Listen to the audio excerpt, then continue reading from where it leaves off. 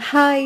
ಎಲ್ರಿಗೂ ನಮಸ್ತೆ. ಬುಧವಾರದ mini vlog. ಇವತ್ತು ಮಣ್ಣೆತ್ತಿನ ಅಮಾವಾಸ್ಯೆ ಆಗಿರೋದ್ರಿಂದ ಬೆಳಗ್ಗೆ ಬೇಗ ಎದ್ದು ಪೂಜೆ ಮುಗಿಸ್ಕೊಂಡಿದ್ದೀನಿ. ಇನ್ನು ವೈಶು ಕೂಡ ಎದ್ದಿದ್ಲು, ಓದ್ತಾ ಕೂತಿದ್ದಾಳೆ.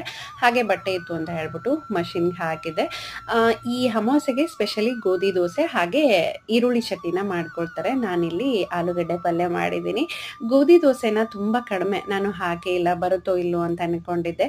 ಸೊ ದೇವ್ರ ನೈವೇದ್ಯಕ್ಕೆ ಮಾತ್ರ ಪ್ಲೇನ್ ಆಗಿ ದೋಸೆನ ಹಾಕೊಂಡಿದ್ದೆ. ಅದಾದ್ಮೇಲೆ ವೆಜಿಟೇಬಲ್‌ನೆಲ್ಲ ಮಿಕ್ಸ್ ಮಾಡಿ ಹಾಕಿದ್ದೆ. ತುಂಬಾನೇ ಚೆನ್ನಾಗಿ ಬಂದಿತ್ತು. ತುಂಬಾ ಸಾಫ್ಟ್ ಆಗಿ ಬಂದಿತ್ತು.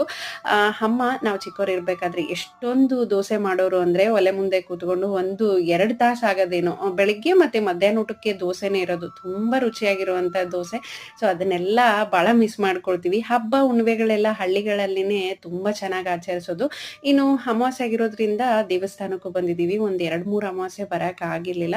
ಸೊ ದರ್ಶನ ಎಲ್ಲ ತುಂಬಾ ಚೆನ್ನಾಗಾಯ್ತು. ಹಾಗೆ ಪ್ರಸಾದ ತಿನ್ಕೊಂಡು ಹೊರಟು ಬಂದ್ವಿ. Please subscribe.